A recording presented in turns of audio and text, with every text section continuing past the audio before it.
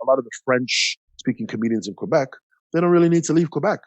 Some of these guys, like Mike Ward, all these guys, Sugar Sammy at one point, they didn't have to leave Quebec. These guys were millionaires in Quebec because Quebec has a community where they just have this love for French-speaking comedy.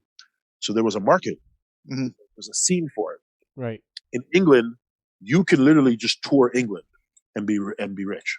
Okay. Because they'll put their guys on television. They have their own television shows, their own ways of creating stars. They have their own award shows, things to heighten comedy and heighten performance. So, and they really support their own artists. That's the one thing I love about England. Very big on their own artists. So so there's a whole scene there. They don't have to leave. Right. They don't have to go to America to be big. They can be big in England. Right. And how about the rest of Canada? Like, you think you need to go to the States? Or let's say you're from Toronto or something. Unfortunately, in Canada, man, you have to leave. Oh yeah. Yeah. The powers, like I said, the powers that be, they dictate who they feel is funny, and I feel like Canada, they invest more in American performers than they do their own. Oh, that's sad. And it is sad, but it's the truth. Look at some of the festivals. Look how they treat the Americans versus how they treat the Canadians. So, if the machine here believes in you, then they'll give you the world. They'll give you, the world within Canada. But they're very like, this is who we think you should be watching. That's why when you look at Comedy Network and you look at all those things, you see the same guys every time. It's the same people. They don't introduce you to anybody really new. And if they do introduce you to somebody new, it's people that they love, that they're friends with. Not necessarily people who are funny, just the people that they think you should see and who they think you should be watching. Yeah. Did it take a while for you to understand that? Because I saw on your bio, but I think I heard you say that also, that you were not going to wait anymore for people to give you opportunities and you were just going straight to them.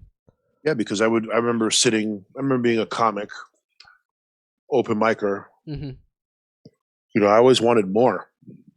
I always wanted more than the debaters, or more than being able to tour Canada. I wanted more.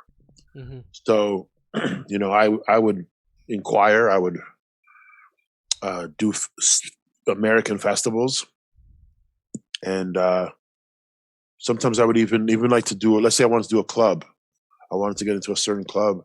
I would fly there on my own dollar, put myself up, spend probably $1,000 just to do a guest spot.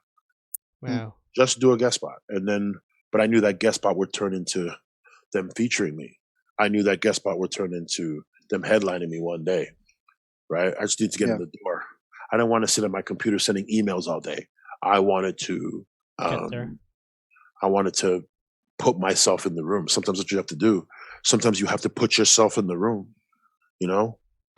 It's cool, Dan. If you can email and people respond to you, good, man. But sometimes things aren't going to come to you. Sometimes you have to go get it. Right. So that's what I did.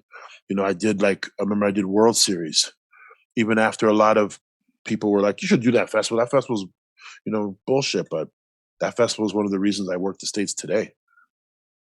Because of the relationships and the connections that I made being there. Other comics, other bookers.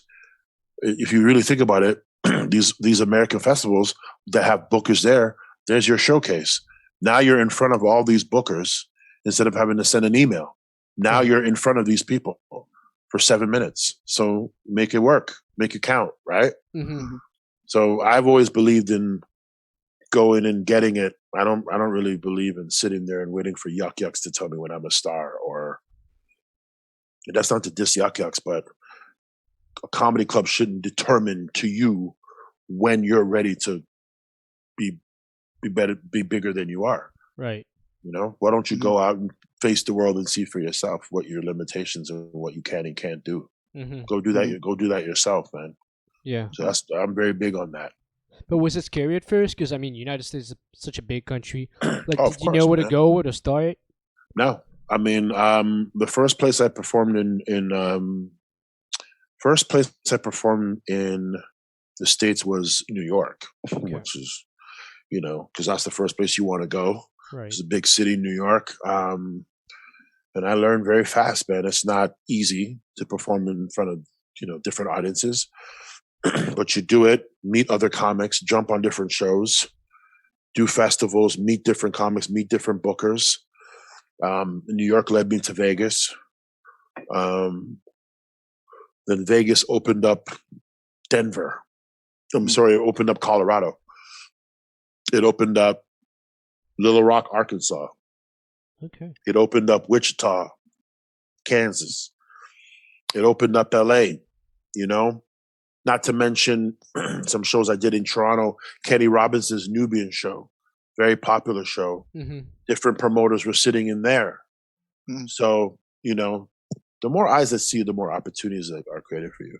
And I knew some people who put on shows too. I was friends with a lot of producers. So that led to me being on shows that maybe I wasn't necessarily ready for at the time, but still the experience, right? Right. Yeah. So yeah, I'm about going out and putting yourself out there as Mhm. opposed to like, okay, I'm gonna do a bunch of open mics and wait until somebody tells me I'm ready to go Right. do bigger things. Nah, bro. Not gonna happen.